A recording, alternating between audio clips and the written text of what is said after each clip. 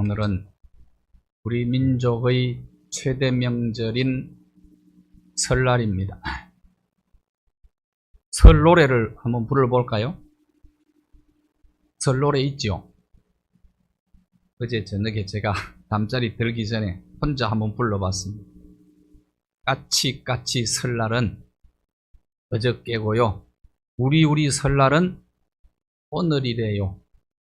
옛날을 한번 떠올려 봤습니다. 설만 되면 설 전날 밤에 이 노래를 부르고 잠을 자면은 눈썹이 샌다고 해서 잠을 안 잤어요. 윽박 세우기도 하고 설에 사주는 옷 한 벌 얻어 입으려고 옷이 굉장히 귀했지요? 저희 시골은 산골이기 때문에 옷가게가 없어요. 대구에서 아주머니가 보따리를 메고 와요. 그러면 거기서 볼덴 바지를 하나 얻어 입었는데 얼마나 좋은지. 근데 그게 친구들하고 놀다가 툭 터져서 못 입게 생겼어. 보니까 얼마나 오랫동안 메고 다닌 삭은 바지였어요. 삭은 바지. 그런 또 추억들이 기억이 나더라고요. 아침에 일어나면 예배 드리고 떡국 한 그릇 먹고 할아버지 할머니 부모님 세배하고 집안의 모든 어른들 집에 다 다니면서 세배하고 또 이웃 동네도 가서 또 어른들에게 세배하고 그런 기억이 납니다. 참 좋은 시절이었죠. 지금도 설에 많은 사람들이 고향을 찾아가는 것 같아요. 본향 찾는 나그네들이죠. 지금 우리는 새하늘과 새 땅 지향적 삶을 우리는 살아가야 되는 겁니다. 회귀 본능이 우리에게는 있어요. 고향을 그리워하는 마음 말입니다. 제가 언젠가는 이런 팻말을 본 적이 있습니다. 인삼밭에 무단 침입하는 자들을 신고하면 100만 원 보상하겠습니다. 도둑질은 밝은 대낮에도 인삼을 캐갑니다. 옥천경찰서 112 그게 적혀 있는 걸 봤습니다. 도둑들이 대낮에도 인삼밭에 들어가서 남의 인삼을 캐가는 그런 일들이 있는가 봐요. 지금 우리 대한민국은 참 으스스해요. 간첩들이 전국 각지에 지금 포진하고 있습니다. 마음껏 간첩 활동을 해도 간첩을 안 잡아가는 나라가 되어버리고 말았습니다. 지금 우리나라는 내전 상태 분위기입니다. 법치가 이루어지지 않으면 나라는 절대로 바로 설 수가 없습니다. 불법과 불의와 불공정이 판치는 세상이 어떻게 바로 설 수가 있겠어요? 이게 나라가 하고 탄식하는 소리가 지금 이곳저곳에서 들려오고 있습니다. 국가가 내부의 적의 공격을 받는다면 굉장히 위험한 것 아니겠습니까? 나라를 세우는 건 정말 어렵습니다.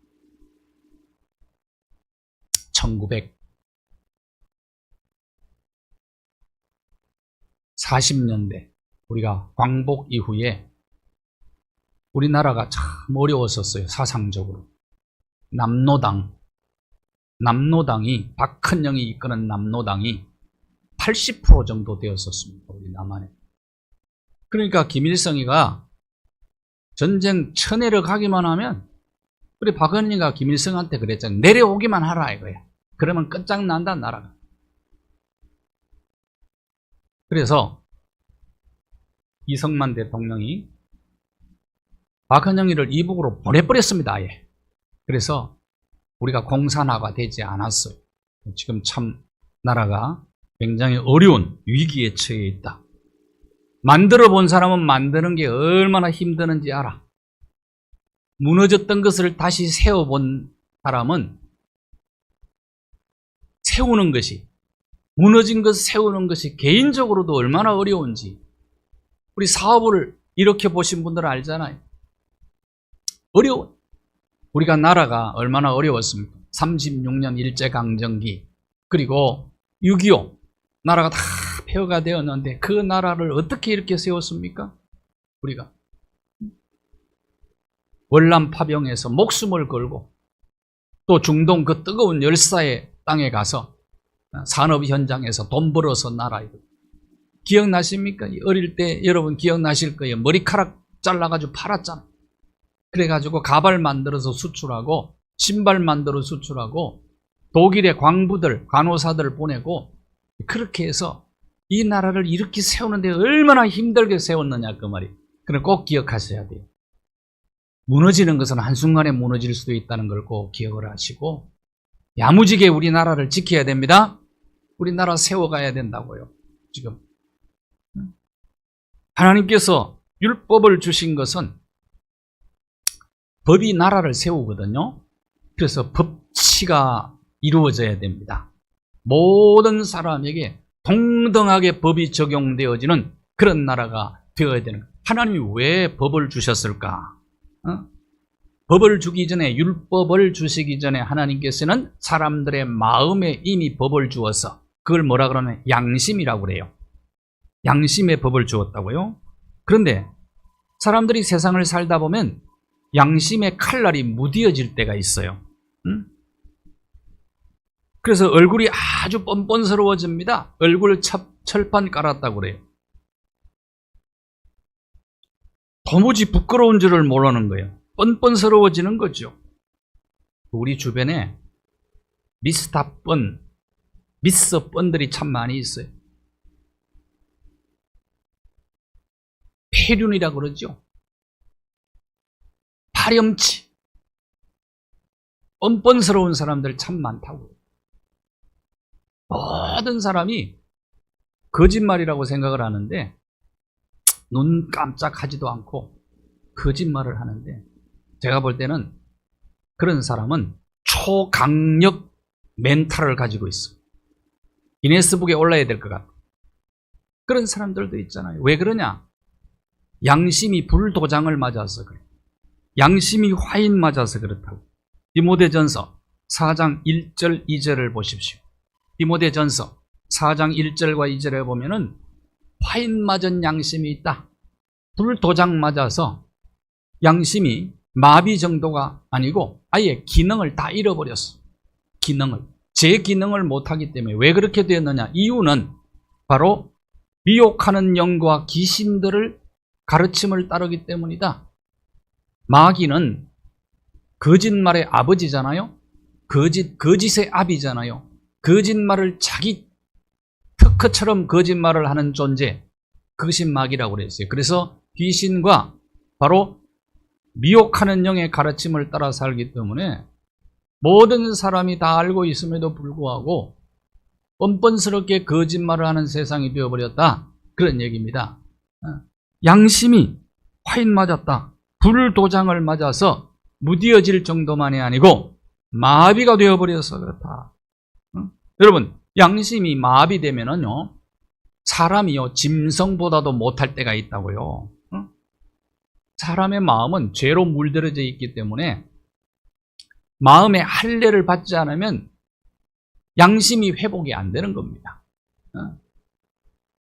마음의 할례, 마음의 가죽을 베어버려야 되는 거예요. 임마누엘 칸트가 이런 말을 했어요. 저 하늘에는 반짝이는 별이 있고 내 마음 속에는 빛나는 도덕률이 있다. 그 도덕률이 뭐냐? 그게 바로 양심이라는 겁니다. 양심. 전도서 8장 11절에 보면 사람들이 악을 행하는데, 전도서 8장 넘겨주세요. 전도서 8장 11절. 사람들이 악을 행하는데 악을 행하면서도 마음이 그렇게 담대할 수가 없어. 왜 그렇게 담대하냐?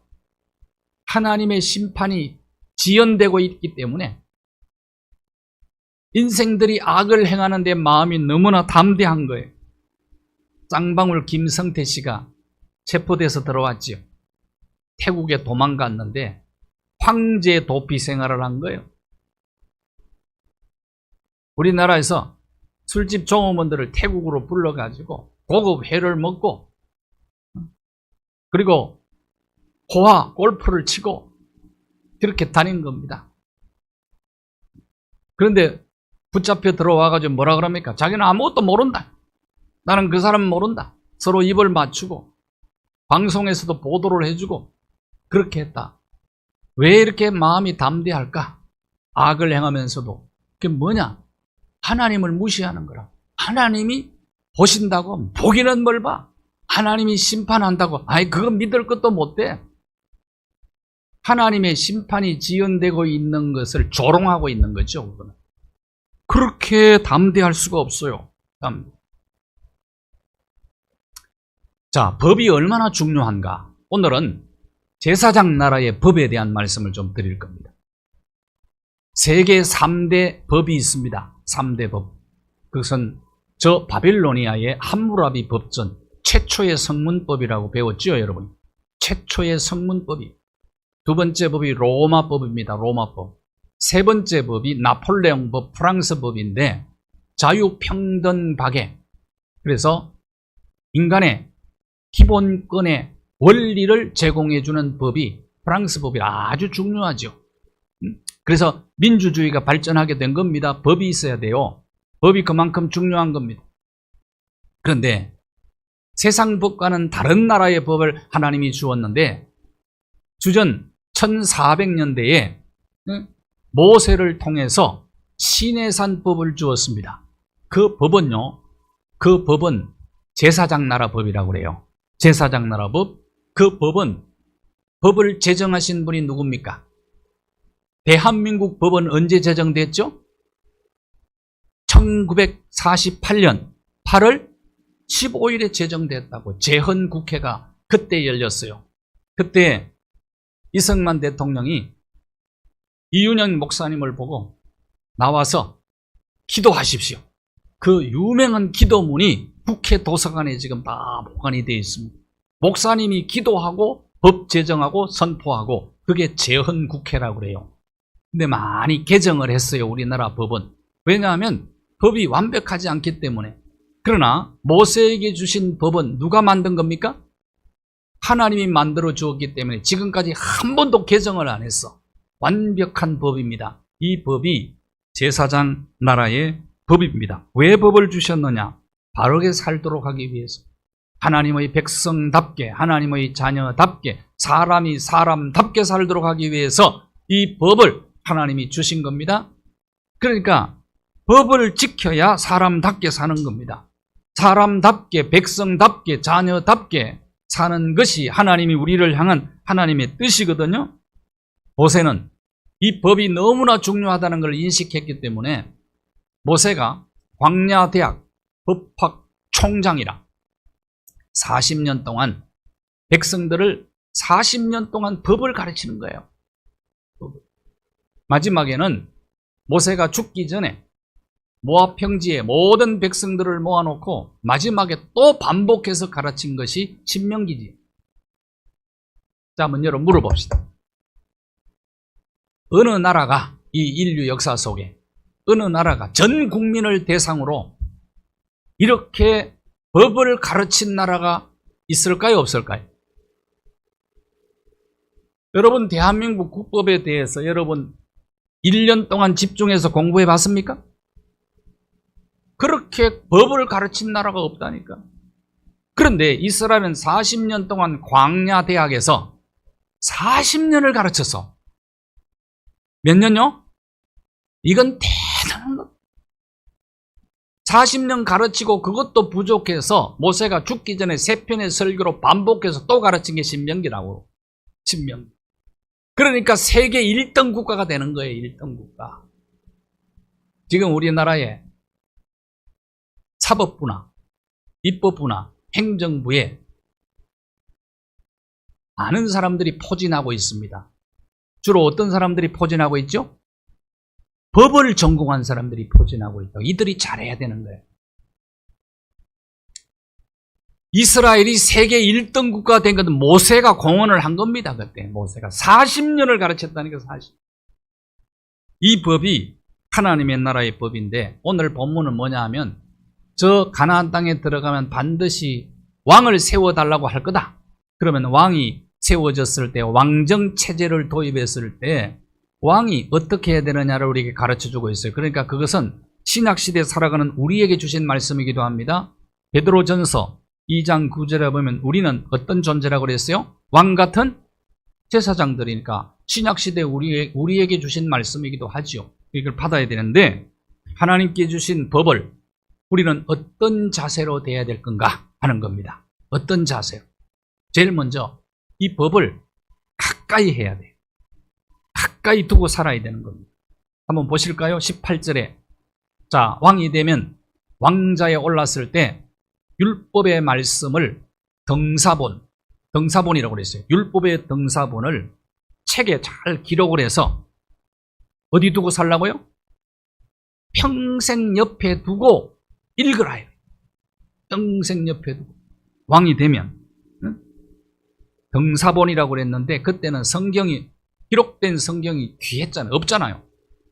그러니까 양피지, 두루마리, 그 다음에 파피루스 이런 데 기록했다고. 기록해서 왕 옆에 가까이 두고 그 율법 말씀을 친근히 하고 율법을 사랑하고 율법을 즐거워하고 그렇게 하라는 거예요. 가까이 두라. 여러분, 눈에 보이지 않는 하나님을 어떻게 우리 삶 속에 가까이 모실 수 있을까요? 그 방법은 하나님 말씀을 가까이 하는 거예요. 말씀을 가까이 두는 거예요. 그래서 말씀과 친근해져야 되는 겁니다. 제가 새벽기도 때 소개한 분을 한 번 더 소개하겠습니다. 사도법관이라고 불리우는 김홍섭 판사에 대한 얘기입니다. 전북 김제 출신인데 일제시대 때 보통학교를 졸업을 하고 학교 졸업하자마자 전주에 있는 법률사무소에서 근무를 하게 됩니다. 거기서 독학으로 공부를 해서 일본에 유학을 가요. 2년 동안 일본 대학에서 법학을 공부해서 조선, 그러니까 대한제국이죠. 대한민국의 조선의 판사시험에 합격을 하고 돌아오게 됩니다. 그때 귀국 후에 김병로 씨와 함께 변호사 사무실을 개설을 하게 됩니다. 광복이 되었죠. 서울지검 검사, 중앙지검 검사, 그리고 대법관까지 됩니다. 그러니까 요직을 다 차지하는 사람이죠. 그해 9월에 검사직에 대한 회의를 느끼고 이곳 뚝섬에 와가지고 농사를 지었다고 그래요. 그때 김병로 씨가 대법원 원장이었을 때 간청을 해가지고 다시 법관이 됩니다. 요직을 거치고 전주지방법원장까지 하고, 근데 이분이 중국의 오경훈과 일본의 다나카와 함께 동양의 가톨릭 법을 집성하신 분입니다. 아주 유명한 분이에요. 이분은 율법전서 옆에 성경을 항상 두고 재판을 했다고 그러더라고요. 죄수들을 참 사랑했대요. 경주호 납북 미수 사건이 있었습니다. 이거를 이분이 감당해가지고 그의 이름을 온 세상에 떨치게 되었거든요. 이분이. 그때 사형언도를 3명 내렸는데 이 김홍섭 법관이 이렇게 얘기를 했대요. 법관 재판석에 있는 하나님 앞에서 하나님이 보실 때는 재판석에서 재판하는 내가 죄인인지 피고석에 있는 여러분이 죄인인지는 알 수가 없습니다. 그러나 내 능력이 부족해서 여러분에게 사형 선고를 내릴 수밖에 없습니다. 이것은 참 부끄러운 일입니다. 그렇게 재판을 하면서 눈물을 글썽이다. 그래서 사형언도 받은 사람들도 함께 울었다. 이 모습을 지켜보던 어느 판사가 지금까지 많은 재판을 했는데 이런 광경은 내가 처음 봤다. 그래서 이제 휴전이 되는 1953년도에 전주지방법원 원장으로 가게 되었어요. 그랬더니 지방 유지들이 다 모여가지고 돼지 잡고 큰 상을 차려서 파티하고 잔치를 하게 되었습니다. 그때 김홍섭 씨가 자리를 박차고 일어나서 나가더래요. 나가면서 이런 말을 했다는, 6.25 참화 속에서 이 민초들이 촉은 목피로 연명하고 있는데 무슨 잔치냐, 그리고 나갔대. 그래서 별명이 사도법관, 죄수들의 아버지, 법의 속에 성의를 잇고 있는 법관, 이런 별명이 붙을 정도로 여러분 이런 법관이 있었다는 건 대단한 일입니다. 우리. 사법부가 정의로워야 돼요. 여러분 기도하십시오. 이 땅의 사법부에 정의를 내려주옵소서. 의를 내려달라. 율법전서와 성경을 같이 놓고 재판을 해야 됩니다. 대통령도 옆에 성경을 펴놓고 해야 돼요. 그래야 말 실수도 안 할 겁니다. 외국 나간다 그러면 좀 조마조마해. 조마조마해. 괜히 이런 얘기를 해가지고. 도화 서텝도 할 때부터 저는 불안했어요. 불안해. 이 사람은요, 대통령이건 누구건 간에 그 지식 믿으면 안 돼. 내 감정 믿으면 안 된다니까요. 완벽한 제사장 나라의 법을 옆에 펴놓고 나라를 다스려야 되는 거야. 대통령도 그렇고 법관도 그렇고. 그래야 안 그래요? 그래야 하나님이 보시기에 좋은 나라가 되는 거예요. 하나님.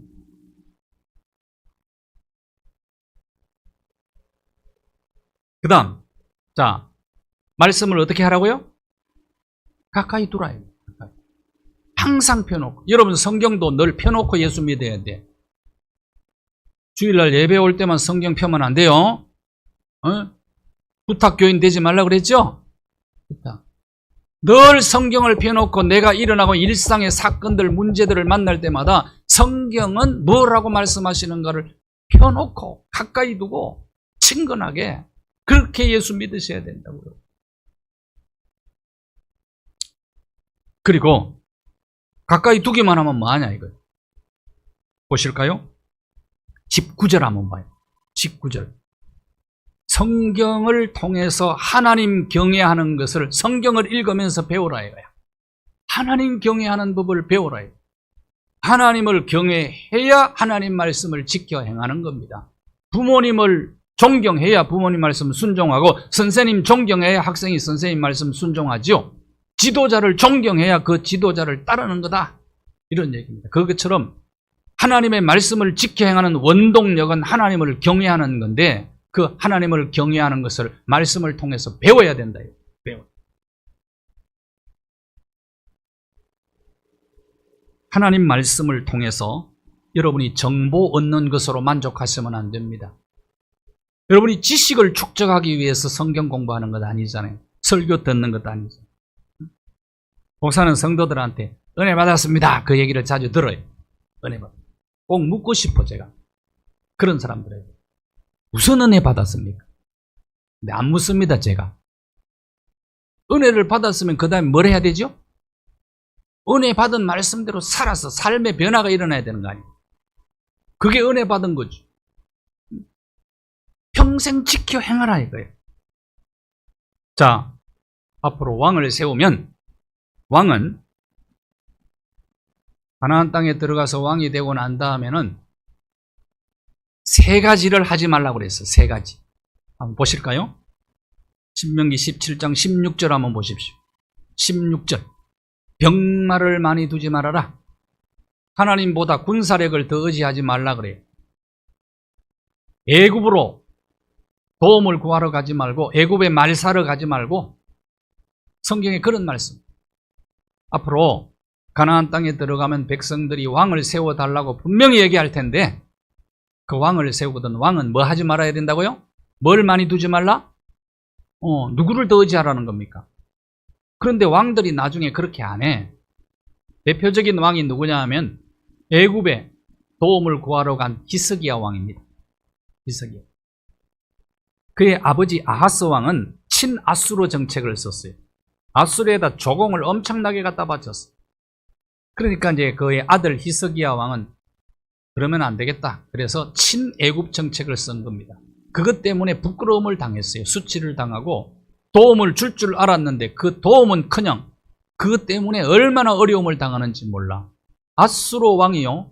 애굽에다가 조공 갖다 바치니까 조공이 끊어졌잖아요. 그러니까 화가 난 거야.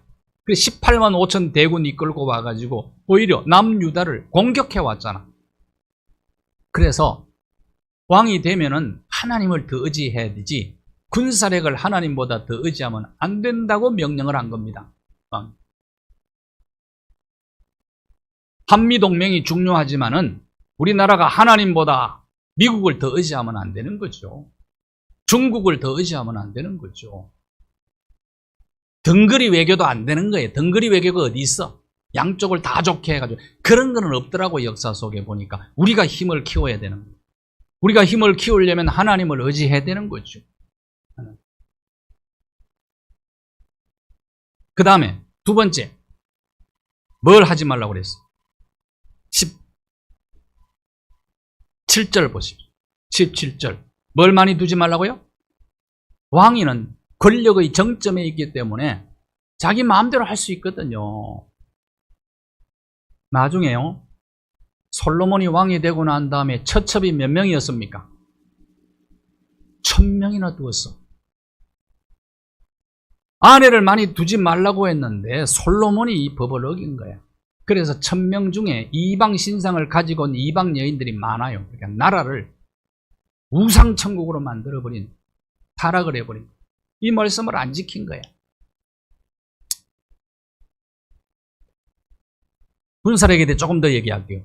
다윗도요, 그 위대한 다윗도 큰 실수 두 가지 했는데 남의 아내 빼앗았잖아. 남의 아내. 왕의 권력이 있으니까 남의 아내를 빼앗고 남편 전쟁터에 죽게 만들었다고. 로마에 초대한 옥타비누스 황제는 유부녀를 좋아했어. 유부녀 좋아해가지고 그 남편에게서 아내를, 3살짜리 아이가 있는 아내를 빼앗고 그 뱃속에 애기도 또 있었다고요. 왕은 그때 절대 권력을 가지고 있기 때문에 이런 짓을 할 수가 있다, 왕. 뭘 많이 두지 말라고요, 또? 돈 많이 갖지 말라. 왕은 권력과 명예가 있으면 됐지. 그게 돈까지 많이 가지려고 하면 안 된다, 이거. 이 말은 왕이 하나님 말씀을 가까이 두고 읽으며 하나님 경외하는 걸 배워 하나님 말씀을 실천해서 왕이 변화된 삶을 살고, 이 말은 오늘 우리 모두에게 해당되는 말씀이잖아요. 하나님 말씀을 가까이 두고 하나님 경외하는 법을 배워서 하나님 말씀을 듣고 지켜 행함으로 은혜를 받았으면 삶의 변화가 있어야 된다, 이거예요. 지켜 행하라. 신명기 17장 20절 하면 20절. 왕은 교만해지기 쉽거든요. 교만하지 말라는 거예요. 사울이요, 변질이 됐어. 정관에 얼마나, 사울은 키가요, 다른 사람보다 어깨 위가 더 있던 사람입니다. 그러니까 이스라엘 중에 최고 멋있는, 비주얼이 최고 좋은 남자였어. 그런데 왕하라 그러니까 못한다고 뒤지에 숨었어. 겸손하게 출발을 했습니다. 그런데 왕의 자리에 올라가 보니까 교만해진 거야. 그러니까 공포 정치를 한 거예요. 사울 다윗 죽이겠다고 쫓아다니. 왕은요, 교만해지기 쉬운 자리입니다. 우리나라도 대통령 권한을 조금 더 저는 줄여야 된다고 봅니다. 왜? 대통령이 잘못하면 그 엄청난 힘 가지고 잘못하면 권력을 잘못 사용할 수 있기 때문에, 그래서 마치면 감옥 가는 거거든. 그렇게 힘을 너무나 크게 많이 실어줄 필요는 없는 것 아니냐 말이에요. 왜? 교만할 수밖에 없는 자리, 교만해질 수 있는 자리, 그 자리가 바로 왕의 자리잖아요. 왕의 자리. 다윗도요, 그렇게 백성들을 잘 다스린 성군인데도 결정적 실수 두 가지 했잖아요. 남의 아내 빼앗은 거. 또 하나, 말년에요. 다윗이 말년에 우리 군대가 얼마만큼 되는가 한번 요압 장군에게 한번 세어봐라. 그래서 몇 년 동안 사람 카운트하느라고 시간이 걸렸어. 세어보니까 군사의 수가 130만 명. 130만 명. 우리나라 국군이 몇 명입니까? 옛날에 60만이었는데 요새 50만밖에 안 돼. 우리나라 2배 이상 되는 거야. 그때 당시에 군사력이 130만 명이면 얼마나 대단합니까? 다윗이 그걸 한번 과시해보고 싶었던 거예요. 이렇게 교만해지기 쉬운 자리다. 그러니까 교만하지 말라는. 대통령 지지율이 어떻게 되느냐, 얼마나 신경이 곤두서 있습니까? 이리저리 치우치지 말라 이거예요. 왕들에게 아주 적절한 말씀을 주신 거지. 이런 말씀들을 대통령이 책상 위에 펴놓고 나라를 다스려야 돼요. 그렇게 하라는 겁니다. 여러분도 마찬가지지요. 하나님 나라의 법을 여러분이 펴놓고, 대한민국 헌법도 아주 중요하지만은 완벽한 법이 하나님 나라 법이니까 이걸 펴놓고 살아요. 다윗이요, 하나님 말씀의 가치를 깨닫고 난 다음부터는 늘 가까이 두고 매일 밥을 안 먹어도 이 말씀을 읊조렸다 그랬어요.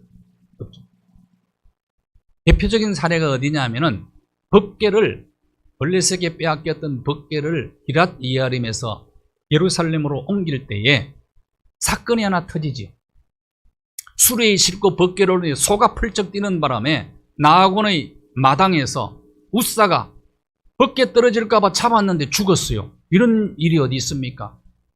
상주해야 되는데 왜 죽어야 되냐 이 말이에요. 그때 다윗이 3만 명의 군대를 이끌고 법궤를 옮기고 있는 중이었거든요. 그런데 한 명 죽은 것에 대해서 다윗은 심각하게 생각한 겁니다. 한 명 죽는 것, 3만 명 중에 한 명 죽는 것, 이거 뭐 아무것도 아니다, 그냥 넘어갈 수 있는 거예요. 신문에, 일간 신문에 사건 보도할 때 한 명 죽었다, 별것 아니지요. 그런데 다윗은 심각하게 생각을, 왜 죽었을까? 왜 죽었을까? 그래서 오벳 에돔의 집에 6개월 동안 머물게 하고 6개월 동안 다윗이 모세오경을 공부한 겁니다. 그러다 보니까 법궤는 말이 끄는, 소가 끄는 수레에 싣고 가는 게 아니고 레위지파 고앗 자손들이 어깨에 메고 옮겨야 된다는 것을 발견하게 된 겁니다. 그래서 그렇게 옮겨서 예루살렘으로 와서 성전을 짓는 거예요. 왜 짓느냐? 하나님의 제사장 나라의 법이 너무 소중하다는 것을 알기 때문에 성전을 지어서 이곳저곳 옮겨 다니지 말고 이제는 여기서 영구히 보관하자. 하나님이 너무 기뻐하신 거예요. 그때 주신 말씀이 너와 내 후손, 네 자식들이, 앞으로 후손들이 왕노릇 잘못해도 버리지는 않겠다. 고쳐서 쓴다. 인생 막대기로 고쳐서 쓴다. 하나님 법을 그렇게 소중하게 생각했던 사람이 다윗입니다. 시편 37편 31절을 한번 보겠습니다. 같이 한번 읽어볼까요? 시편 37편 31절 시작. 그의 마음에는 하나님의 법이 있으니 그의 걸음은 실족함이 없으리로다. 실족함. 하나님의 법이 우리 마음에 있어. 저와 여러분의 마음에는 하나님의 법이 있습니다. 자, 이사야 51장 7절 보십시오. 의를 아는 자들아, 마음에 내 율법이 있는 백성들아, 하나님의 율법이 우리 마음에 있는 하나님의 친백성들이다. 성경을 가까이 두고 하나님 경외하는 법을 배우고 그리고 그 말씀을 지켜 행하면 강력한 주의 은혜가 임하게 되는 것을 경험하게 될 것입니다. 그 다음 축복이 있어요. 하나님 말씀 가까이 두고 하나님 경외하는 것을 배워서 지켜 행하는 자에게 주어지는 축복이 있습니다. 당대와 후대가 복을 받는다고 약속하고 있어요. 17장 20절에 보면 그와 그의 자손이 왕위에 있는 날이 장구하리라. 이것은 다윗에게 나중에 이 약속을 동일하게 합니다. 말씀드린 대로 네 자식들이 왕노릇 제대로 못해도 하나님 말씀을 가까이 두고 네가 하나님 경외하는 걸 배워 지켜 행하기 때문에 그의 날이 장구하리라. 다윗에게 주신 언약이 나중에 동일합니다. 여기 그와 그의 자손이라는 단어를 잘 보셔야 됩니다. 당사자, 법을 지키는 당사자가 복을 받지. 그러면 그의 자손들이 복을 받으리. 시편 128편 1절 2절에 보면 여호와를 경외하라. 성경을 통해서, 제사장 나라 법을 통해서 하나님 경외하는 것을 배우고 그 길을 걷는 자는 지켜 행하는 자를 얘기하죠. 그런 자에게 복이 있도다. 내가 내 손이 수고한 대로 먹을 것이라. 복되고 형통하리로다. 그 이후에 계속 약속되어지는 축복의 말씀이 바로 그 후손이 강대하여질 것이다. 당대와 후대가 복을 받을 것이다 라고 약속하고 있습니다. 잠언 14장 26절 여호와를 경외하는 자에게는 견고한 의뢰가 있나니 하나님께서 그와 그의 자손들의 피난처가 되어주시겠다고 약속합니다. 신명기 26장 16절과 17절을 보시면 규례와 법도를 계속 보세요. 행하라, 지켜 행하라, 행하라, 지키라, 그 말씀을 들으라, 이렇게 말씀을 하고, 그러면 18절 19절 한번 보십시오. 약속이 뭡니까? 보배로운 백성이 될 것이다. 또 반복합니다. 말씀을 지켜 행하라. 모든 민족 위에 뛰어난 민족 될 거다. 찬송과 명예와 영광을 삼을 것이다. 여호와의 성민이 될 거다. 하나님 말씀을 가까이 두고 여호와 경외하는 법을 배워서 그 말씀 율례 법도를 지켜 행함으로 당대와 여러분의 후대가 영원히 복을 받아 누리게 되기를 주님의 이름으로 축복합니다.